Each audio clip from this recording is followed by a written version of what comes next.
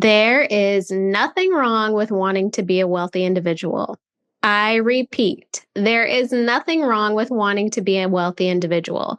The more wealth we have, the more good we can do. I saw a post on social media that said the world needs more women billionaires.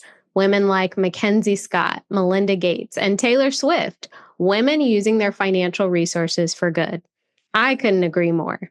In 2025, my focus is definitely on building my wealth, and hopefully yours is too. But what is built must also be protected. That's why I'm so excited to talk with former financial advisor, now certified financial planner, Brittney Castro, on the show today. Brittney and I are going to talk about how women can build and protect their wealth for the long haul. Hey there, I'm Rhea Reeves, and over a decade ago, I turned my life around through budgeting. I went from being an overspender deep in credit card debt to being the founder and full-time money coach of City Girl Savings. Now, I help women work towards their dream life and tap into their financial power one budget at a time.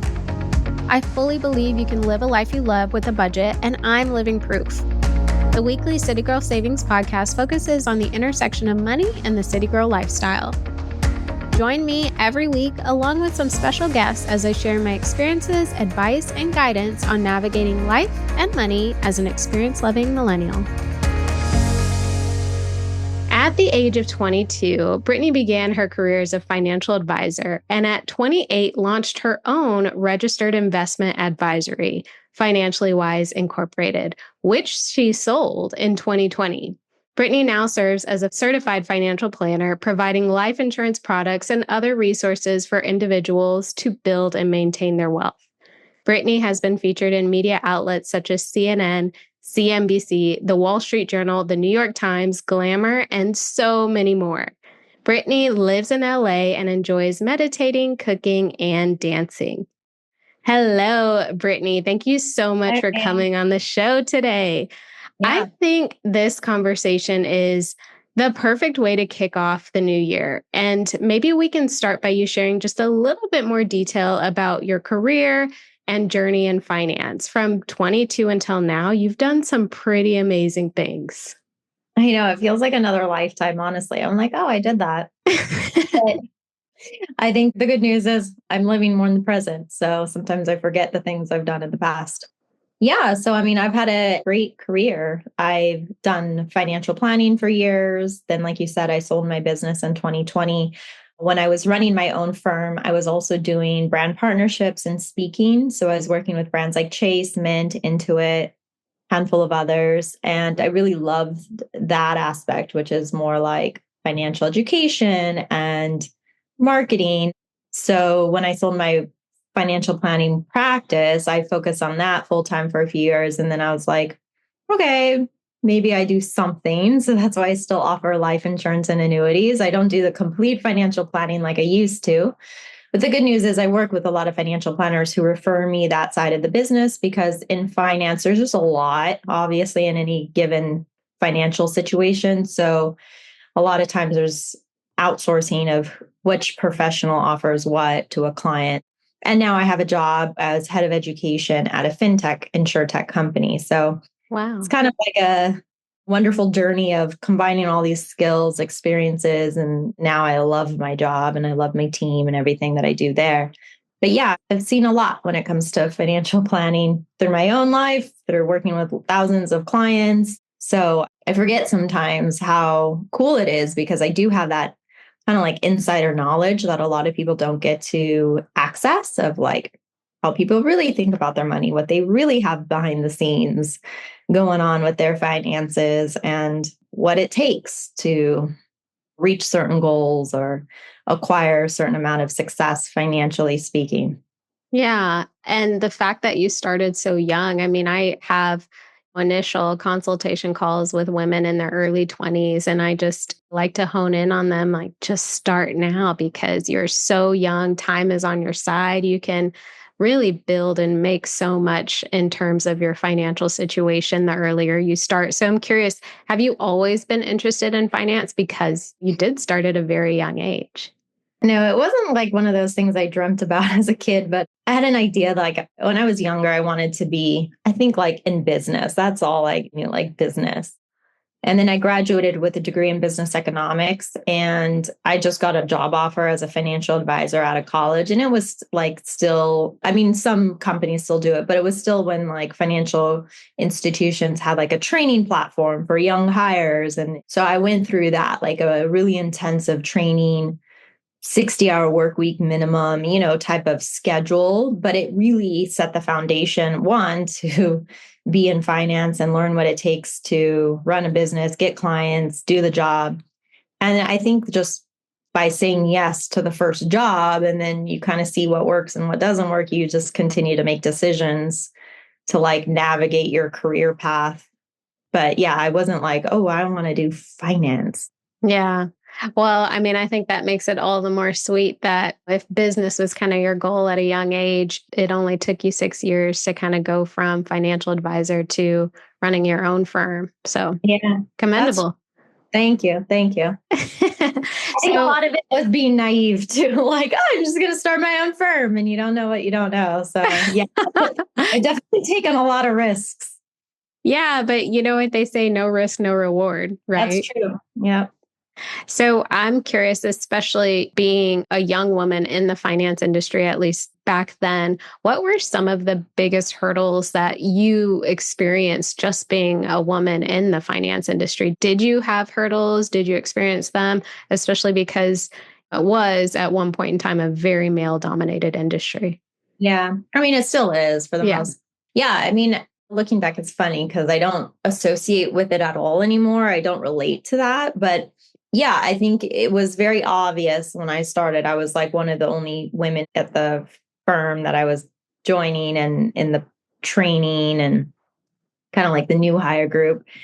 So it was very obvious because I was like doing well. And in finance, there's a lot of like qualifying trips. So if you qualify based on production, you get to go to these trips. So I would go on those trips at a very young age and like see the rest of the financial advising community and be like, oh man, I really stick out like a sore thumb here. Like, obviously, I'm not like the rest of the people.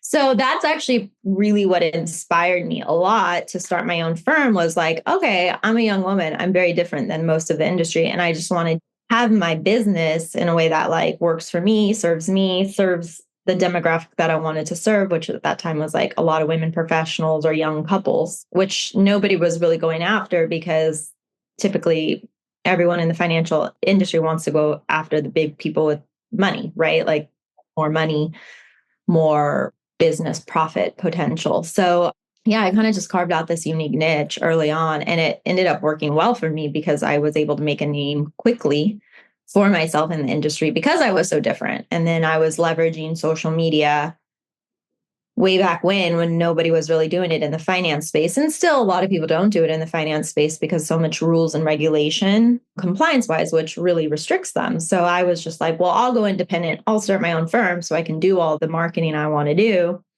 And that really served me. So I think what I did for myself was like, okay, yeah, obviously I'm a young woman.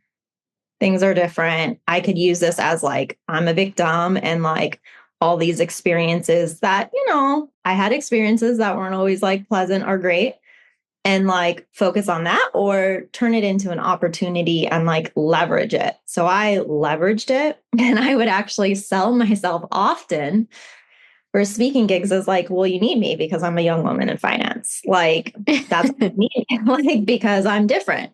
So it really like helped me in my marketing and my branding early on. And then I just didn't really like ever let it be an issue for me.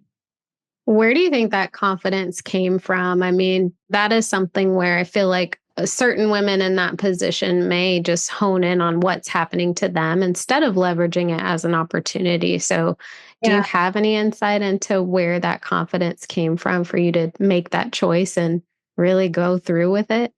Yeah. I mean, probably just my upbringing. I mean, my father's a strong Mexican man. Like, so he just instilled a lot of work ethic and strength into me. And then also, I grew up with brothers. So to me, I was never like intimidated. I was like, oh, guys are just guys. Like, they're going to do guy things.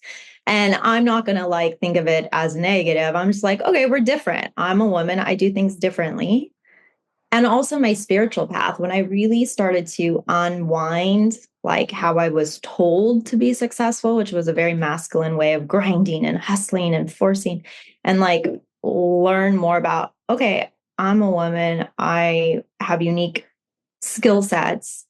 Like empathy comes easy to me, compassion. I can relate to people easily. Like, let me leverage those and lean into those. And so, through experience, just by learning to trust myself and do things my own way, and then seeing, oh, it's starting to work. Like, people resonate that I'm like this. I'm not just like selling, or grinding, working 16 hours for what? So, I think just also through experience really helped me find my unique version of it. That's very inspiring to hear. Yeah, but it takes time because so much, like man, woman aside, so much of society tells you in order to be successful, you have to do things this way. But like we all have our different versions of success. So Right. what you might think is successful, I might not. And that's like the beauty of it. Like even with business or career, yeah, if I worked more, I could probably make more money, but I don't want to. Like I Yeah. also want other things in my life that aren't monetary focused. And to me, that's a successful life. Good relationships, health, family, friends, community, spiritual growth. So, yeah, I think it's just learning and going through life. You start to get more of these experiences. Definitely. And I think an important part of it too is getting clear on what it is that you want, right? And what you value, because your decisions should ultimately align with those values. Yeah. And it's hard because sometimes you don't know. And then there's many times in my life where I'm like, I don't really know what I want next, but I'm just going to do this one thing and see what happens, see what I learn. And then I'm like, oh, I actually didn't really like that. Or I learned I liked it, whatever the situation was. Right. And then you Mhm. kind of start to do more of what you like and more of what brings results for you and less of the things that don't work or you don't like. Mhm. Yeah. I think that's such a great way to approach life because time is going to keep going regardless, right? So you can kind of sit still and think about the things that you want, or you can get out there and try to figure it out and see what you like, see what you don't like, and use that information to help you just make better decisions as you go. Exactly. And another thing that I've really learned in just my spiritual practice is like it's okay to change directions. Like sometimes our minds think we're locked in or we can't make a change, but really you could at any given moment decide to change things for yourself. And so that kind of freedom when you're making decisions always one kind of soothes me because I'm like, okay, well, whatever decision I make, I'll learn from it. So as long as I'm like you said, not just like sitting back, watching life pass, but I'm actively in life, learning as I go, making decisions. Maybe they're not the best decisions at times, but hey, at least I learned. And now I have that wisdom and experience for next time. Yes. So my brother, he said something once and it stuck with me. He said, lessons, not losses. And it resonated. I know. Yeah. So I definitely want to talk about building wealth. And I think the term build wealth is pretty broad. I think certain actions can have a positive impact on a person's wealth over time. And this community, the City Girl Savings community, is really focused on helping women establish the proper foundation to see success in their finances and build that wealth long term. So I would love to hear if you could share some things women can do if they are just getting started on their financial journey. Yeah. Well, you mentioned one, which is invest early.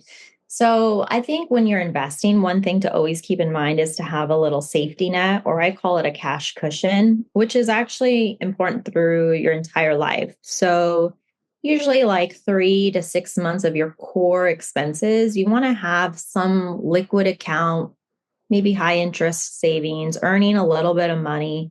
Maybe not as much money as if you invested it, but it's there. It's there for if you lose a job or decide to make a job switch or a health thing comes up and you need to pay out of pocket before your insurance kicks in or something, or an opportunity presents itself and you want to have some extra money to take advantage of the opportunity. I mean, really, that cushion is important because that will allow you to sustain your long term investments without going to your 401k to take money out, getting hit with the taxes, the penalty, or relying on debt.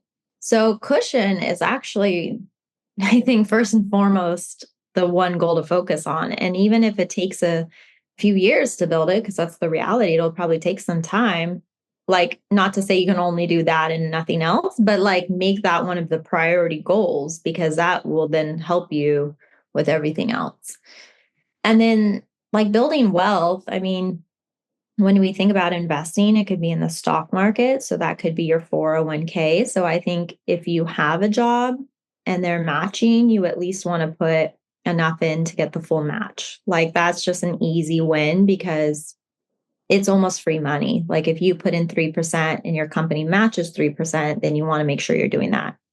And then outside of that is where a lot of discipline comes in, a lot of strategy to figure out, okay, like you said, like, what is it that I want? And then clearly define it so that when you're set up savings or set up an investment every month, you remember what that's going for. Because I think that is going to be critical. If you don't really know, or you're just like, it's easy to spend money, right? It's like, sometimes now, if I think about it, it's going to be purchased is the next step, because just the matter of click, it's in my cart being delivered tomorrow. So it's super easy to spend money. So we almost have to set up systems or barriers to not spend our money, or make sure we're also saving and investing our money just as good as spending.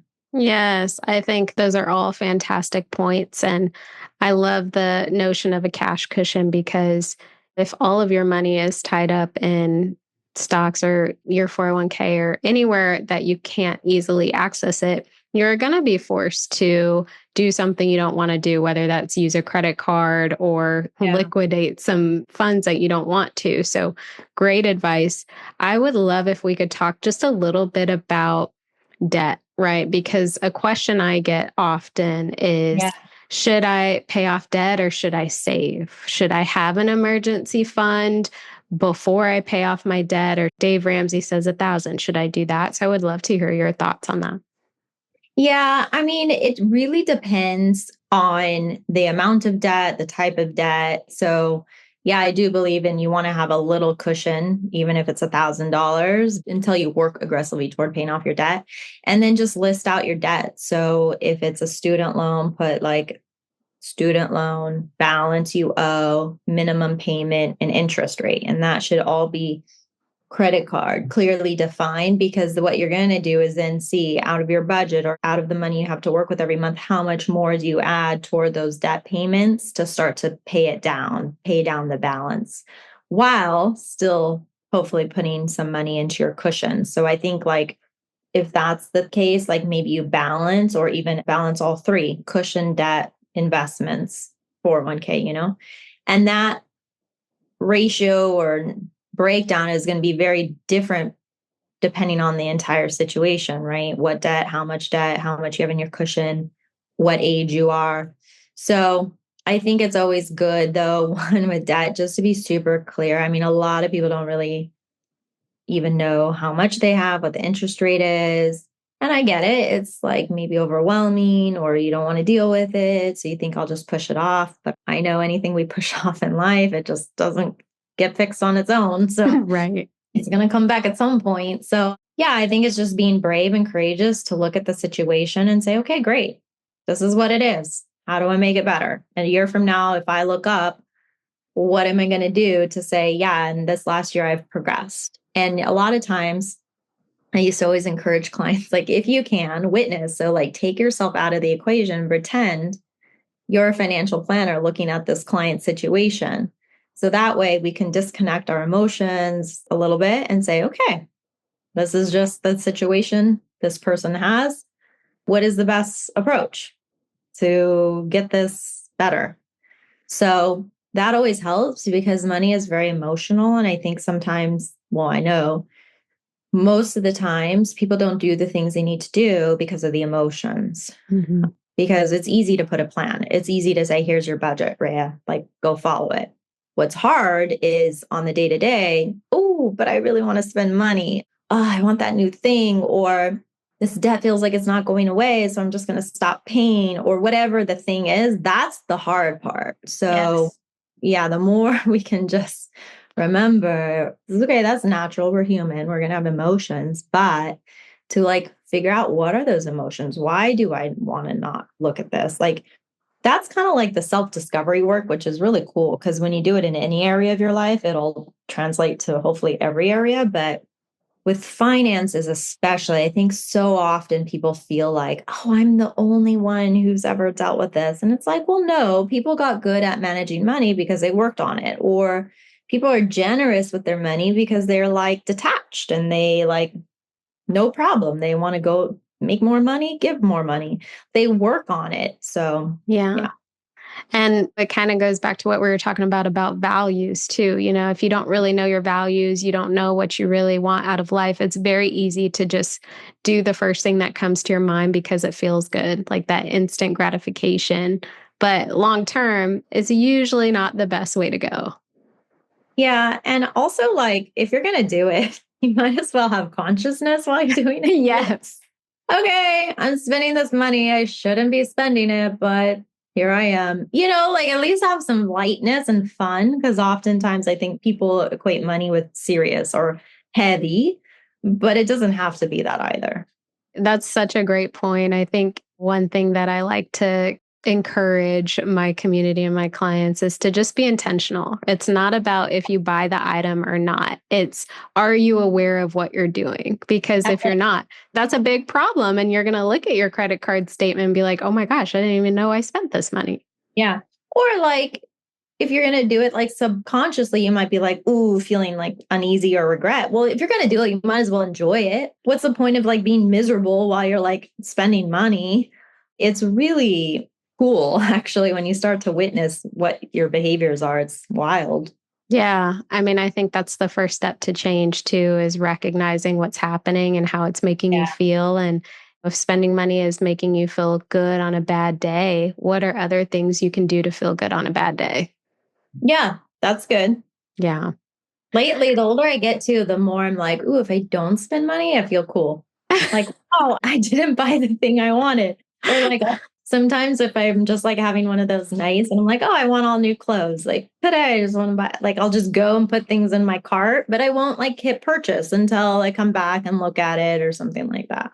Good form of self control. I posted on Threads maybe a week ago that I didn't buy iced coffee today and I deserve some recognition. And I actually got a lot of recognition That's a for good having one. that self control because I love my iced coffee. So I Good one. resonate. Are you loving this episode so far? Well, the money and life level up conversations never end in the City Girl Savings community. Visit citygirlsavings.com for instant access to resources that help you budget, level up your money mindset, and so much more. And make sure you stay up to date with CGS by following us on Instagram, TikTok, and YouTube, all at City Girl Savings. Brittney, let's say that we have a listener that is hearing our conversation right now. They don't have debt. They paid off all their debt. They follow a budget, so they're intentional with their spending. They are contributing to a retirement plan. And after all is said and done, they actually do have some money left over every month. Yay. Yeah, I mean, that alone, like kudos.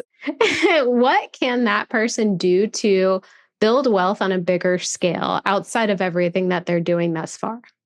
Yeah, I would say like one, look at what the next investment vehicle is going to be. So, for example, it could be a house or real estate, which is a good one to add into the portfolio mix. So maybe that extra cash flow will go into some sort of high yield savings because you're going to have a down payment to buy property. And I think that's a good goal to have for yourself. And if that just feels too much or too overwhelming, or like, no, I don't want the burden or responsibility of owning real estate, then the next best thing is just open up another investment account. Maybe it's not a retirement one, so not a 401k or IRA, it's just an investment brokerage account. But that allows you to buy into whatever stocks, mutual funds, ETFs, S&P index, grow your money. The whole idea is like, how do you grow your money faster than inflation, faster than a savings account? And still give you the flexibility. So if you needed that money, at least it's not a retirement account, it's not locked up, but it's still growing gives you flexibility that you're using your money wisely. So I think real estate or just having another investment account. And at what point do you think someone needs a financial advisor, right? Let's say the person listening was open to that idea, doesn't know where to start. Should they go with a financial advisor, or are there options, in your opinion, for them to get started on their own and then take it from there? I think it's like a coach. You can always hire a coach to help you learn what you need to learn faster, have discipline, get a plan in place. And then after that, maybe you can execute on your own and have discipline. But I really think reframing financial advisors, there are a lot of options now. So there are financial advisors who will work with you if you don't have a lot of money or if you have debt. So it's not like how it used to be, like maybe you need a certain amount of liquid portfolio or net worth to work with a financial advisor. No, now, like if you looked up online, like CFP has a great search engine, like financial planner, some just charge hourly or some charge like packages. And as long as you can pay them, it would be worth it because you really want to think about it. This is hopefully a professional who's going to bring insight into your life, bring education, bring tools, bring strategies to get you set up so that you're optimizing your money moving forward and hopefully like help you implement and like stay focused. Now, whether you sustain them for the initial setup for a year, all the years to come is up to you and kind of like how you want to manage and be proactive in your finances. But yeah, I think really everybody needs a financial advisor. It's funny because I know it's a luxury kind of item. It's not mandatory, but like no one really understands money. We don't get taught this in school. So at some point you have to invest money and time and energy to learning this. So whether it's a course, financial planner, something, you need to learn it. Yeah. And there's so many options out there now, outside of financial advising. There's courses, like you said, there's coaches, there are college classes you can take. Yeah. Like there are a lot of options. I think you just have to be real with how you learn because like online courses are a dime a dozen, but are you really going to do it? Are you really going to actually take the online course and complete it? Or are you just going to start it and like take the course, learn, and then actually implement some of the things? So I think you just have to be really honest or just go to YouTube, watch all the videos you can on YouTube and start to decipher what's good advice, what's bad advice.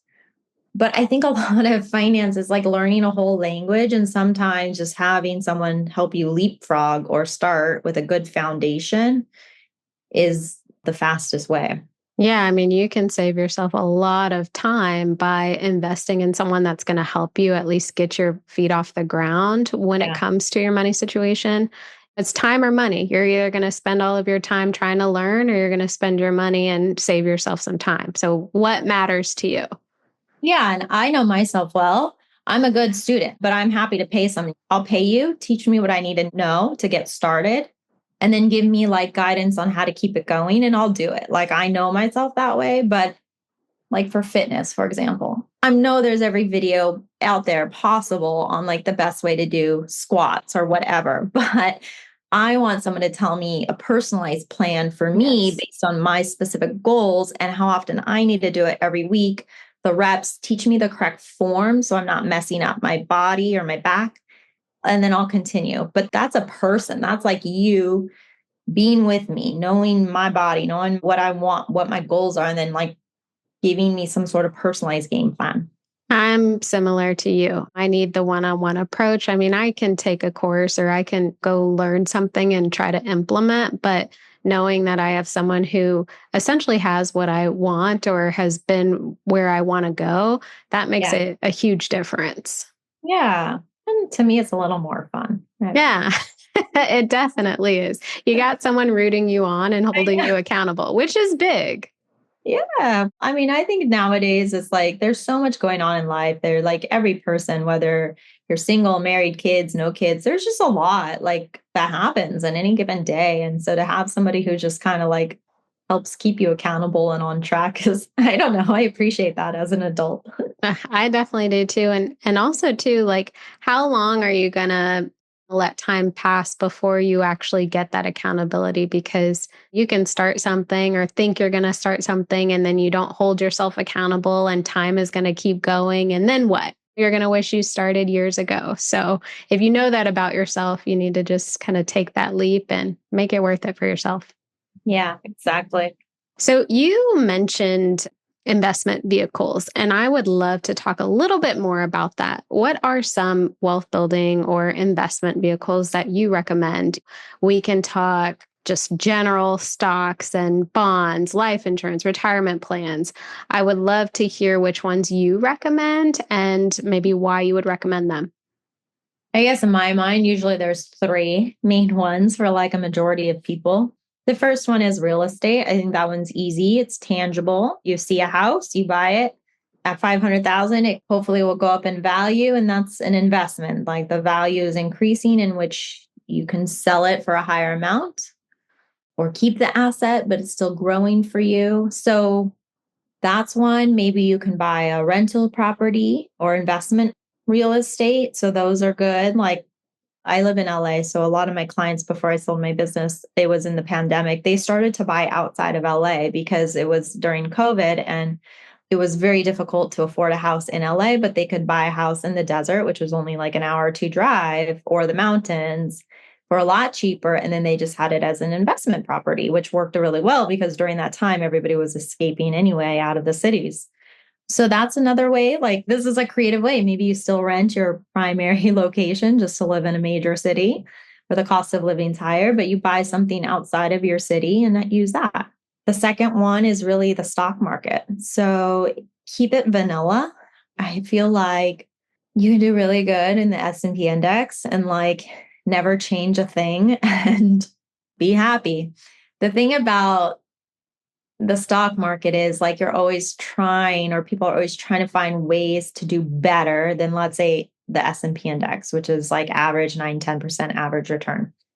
So I'm not saying that you can't do better. Like if you're going to spend more time investing a good portfolio, finding an optimal blend of stocks and bonds that will hopefully perform better than just an index, then by all means go for it. But just realize that usually takes a little more time, a little bit more homework. Maybe your investment advisor is helping you with that. That would be a fee that you would pay for that. And then you kind of have to assess, is it really working for you in the long term? Are you really getting better returns than like you could just if you put it in a passive index fund? Most of the time it's not. So that's what I'm saying. But it's the idea. It's the idea of, could I do better? And I also know people who do really well like that because they put the time and energy to it. So investment vehicles, you could just keep it straightforward and say, I don't really want to do all that. I'm just going to invest in the index and I'm sure you'll be great. And then I would say the third thing is life insurance. So there are life insurance products. We call them permanent, but usually it's called an index universal life. It's like the main one that I would do for a client. And this is like one, first you have to need the life insurance. I mean, like the primary goal of life insurance is life insurance. But let's say you can afford a permanent policy, meaning this is going to last for your whole lifetime. It's not going to expire as it would like a term.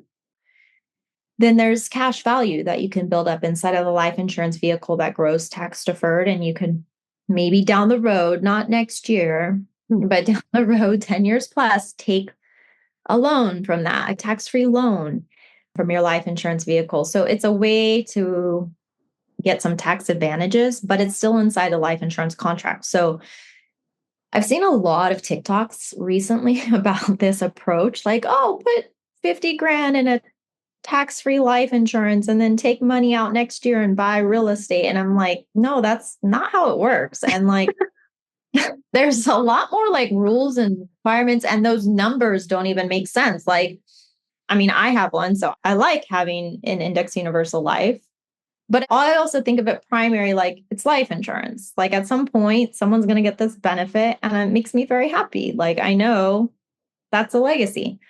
But also in the meantime, I'm growing some cash value that maybe when I'm 60, I want to take some of that money out and pay for retirement or whatever.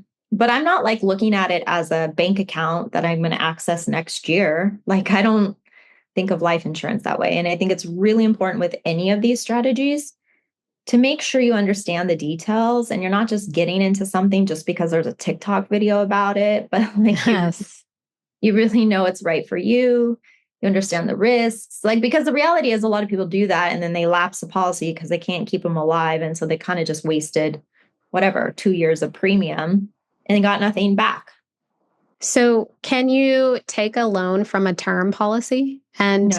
if the term ends and you're still alive, did all of that money essentially go to the insurance company? Yeah. So 95%, if not more, term life insurance policies never pay out. So why do you get it? Well, because it's still the cheapest. And if you need life insurance, like especially like for 20 years, you have a young child, if something happens to you, you want them to get that life insurance policy. So that's kind of like the benefit. It's the cheapest, but it's term. So it's only going to last 10 years, 20 years, 30, or whatever the term is. After that, if it ends, it ends. You have no more insurance unless you convert it within the term. In some policies, you can convert. So it's important to know that in some of these policies, you can do a return of premium. So you can pay a little bit more during the lifetime to say at the end, I'll get all my money back. So you just kind of have to look at the product.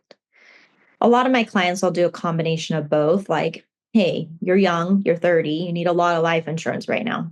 Let's get a bulk of what you need in term. Eventually that's going to fall off. And then a smaller amount in a permanent or IUL that's going to sustain for the rest of your life. So when your kids are gone, the mortgage is paid off, you don't need as much life insurance, but you'll still have this one.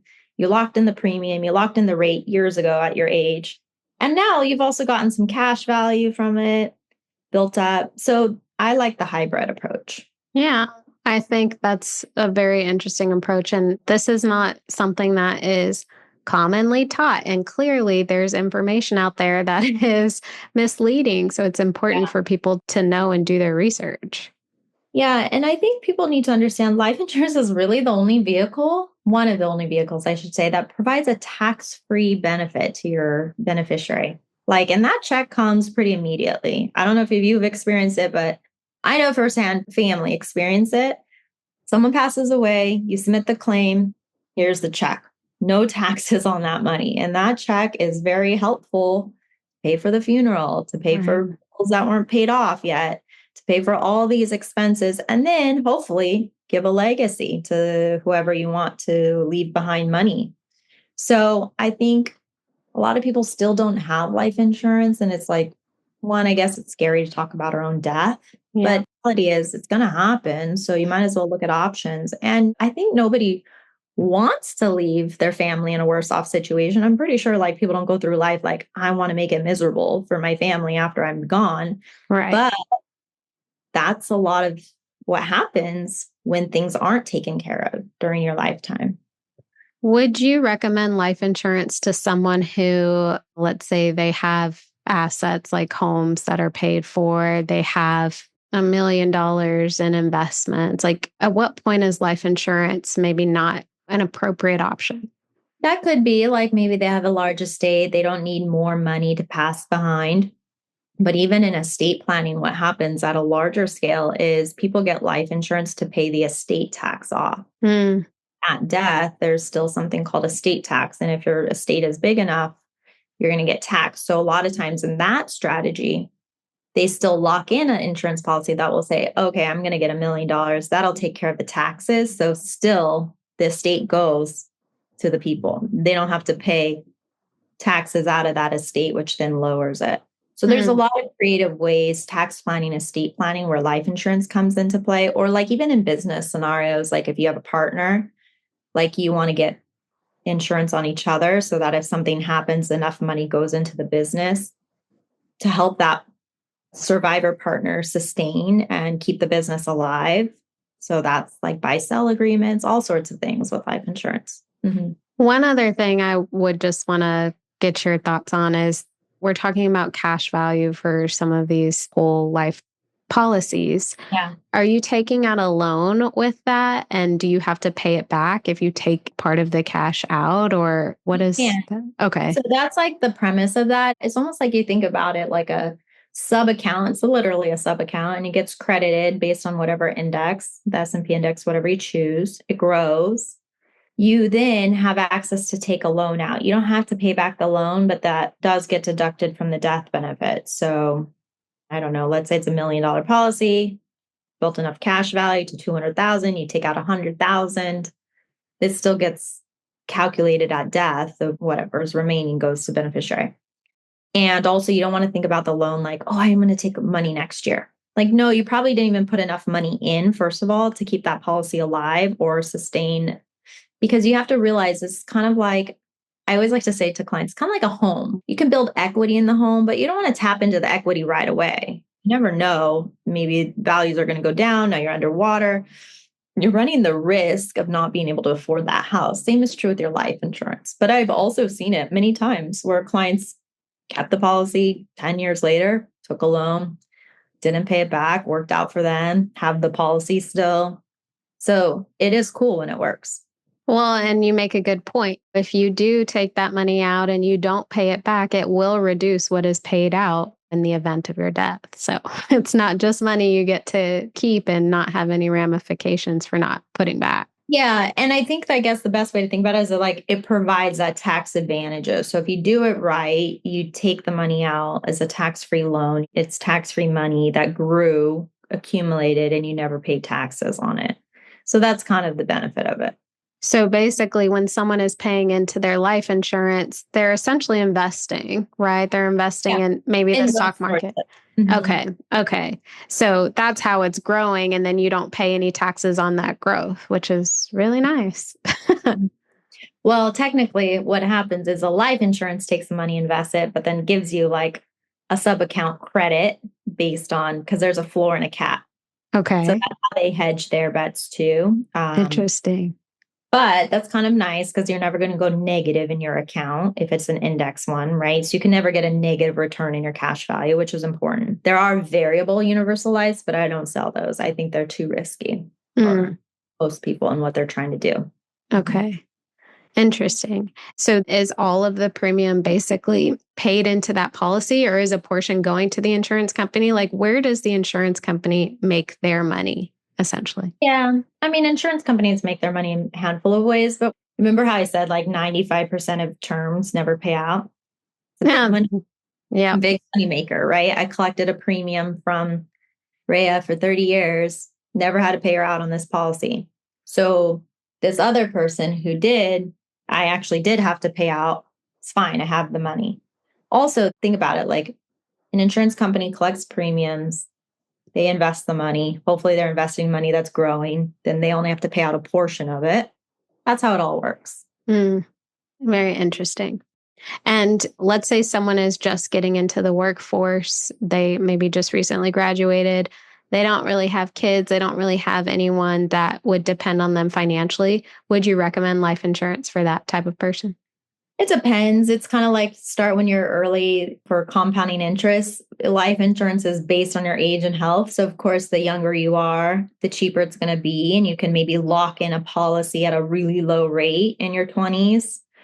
But we have to look at cash flow. I mean, it's not like huge priority. So I'm not going to say get life insurance before you save your cash cushion. That makes no sense. They don't need it. But like for me, I got life insurance when I was young and it served me well because then I had a medical issue come in my 30s and I got a new policy after that. I kept this one like that was written before, super cheap. And then I tried to quote myself at the age and like with my health issue after. And I was like, oh man, this is like so more expensive because one, I'm older, but then two, now I have this medical history that a lot of insurance companies look at as a risk. So that's just another thing to always remember. Usually we're the youngest and healthiest as we are today, right? Right. Like you're only going to get older and hopefully no health issues come, but we don't know. But another cool part is I've been in the industry for a while and the life insurance industry is different. A lot of things that used to get declined are now okay. Unfortunately, I think the US population is unhealthier. So they can't just decline people anymore. They have to be like, okay, well, now a lot of Americans have the same issue. So yeah, it might be a little bit more expensive, but we can't decline you. Okay. So that can work to someone's benefit. But I think you make a good point. If you're going to go the life insurance route, doing it as young as possible is the way to go. And also make sure you pay your premiums, because if you forget or you don't pay your premium after, let's say, 5 years and your policy lapses, when you go to get a new policy, you could be in a totally different place with your health and obviously your age, and that will cost you. Yeah, for sure. Is there a grace period when it comes to premiums? Like if somebody missed it, is there a grace period? Yeah. And it depending on the type, like term is a lower grace period because literally the premium goes to pay for the cost of insurance. But usually there's a grace period of like 60 days, 90 days, and then they'll send notices. It's not like, I mean, it'd be really hard to be like, oh, I had no idea. What if somebody passes in the grace period though? Oh, that's a good one. I would have to look it up, but I think it's okay. Like as long as they didn't pass after the grace period, they still have to honor it. Interesting. Okay. But pay your bills on time. So you don't have to worry about auto pay. It's easy. Just like everything else, life insurance can be set up auto pay. You can log into your online portal. So it shouldn't be that difficult to keep it going. Well, very insightful. And I think people understanding the difference between the different policies is important. And it's something that can help over time really build that wealth and protect the wealth that you do have, especially when we get into the estate planning. Yeah, exactly. Awesome. Well, Brittney, in your opinion, what are the top 3 things a person can do to make the most of the money they make at this point in time? Ooh. Top 3. Make the most out of it. Yeah, find ways to not spend it. That's a good one. And definitely find ways to grow it faster than inflation. So through investing, whether that's stock market or real estate. And then leverage as many tax advantages as you can, because taxes eat away at our assets. I mean, it's just the truth. We have income, we pay taxes. We have assets, we pay taxes. So there will come a point in time where you start to realize, ooh, taxes, they're always around. So how do I navigate in more strategic ways to pay less in taxes?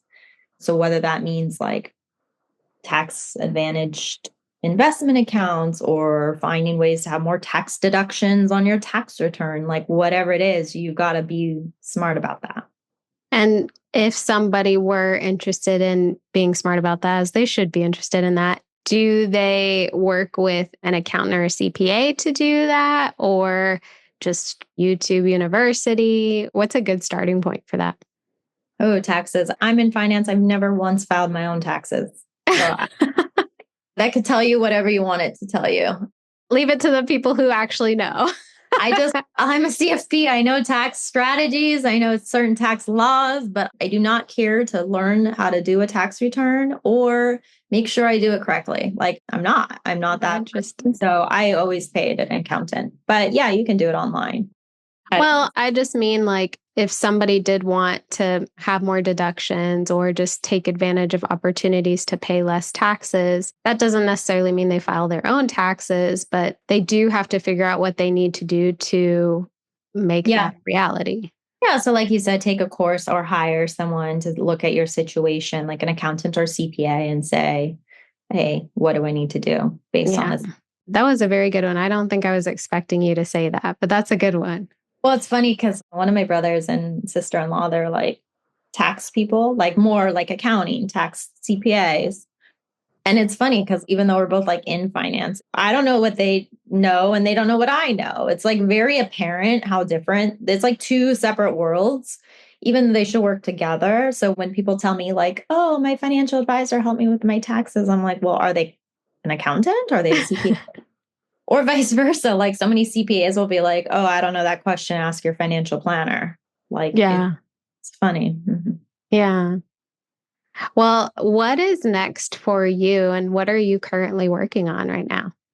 Oh, I'm really just enjoying my gig. I have a job, like I said, head of education, and it's my first year working at the company.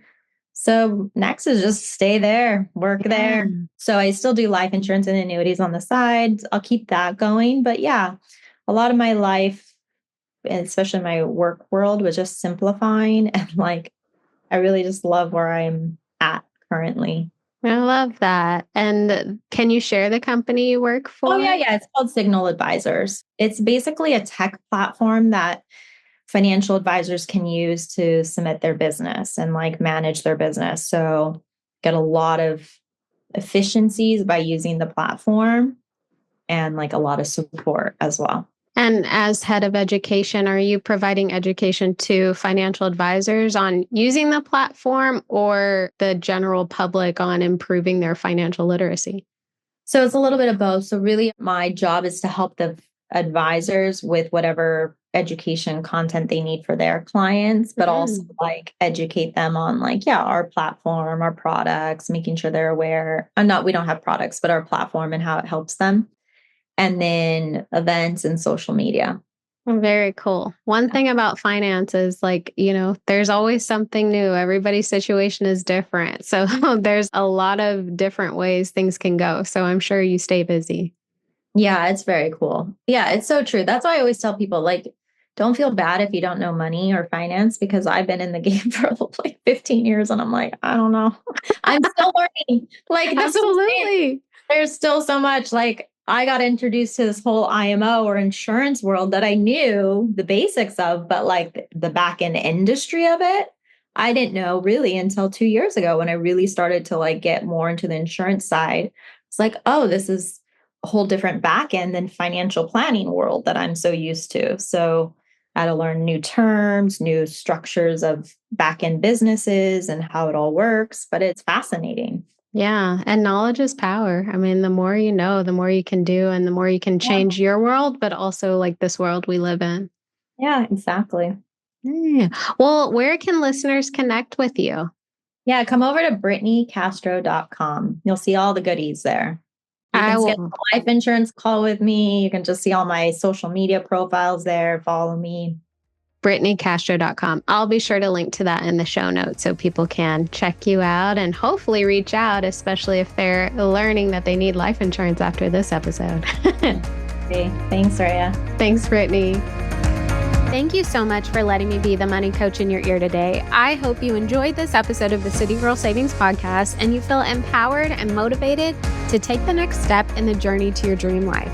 Remember, if someone like me, a millennial who loves to travel, new experiences, and iced coffees can live a life they love on a budget, you can too.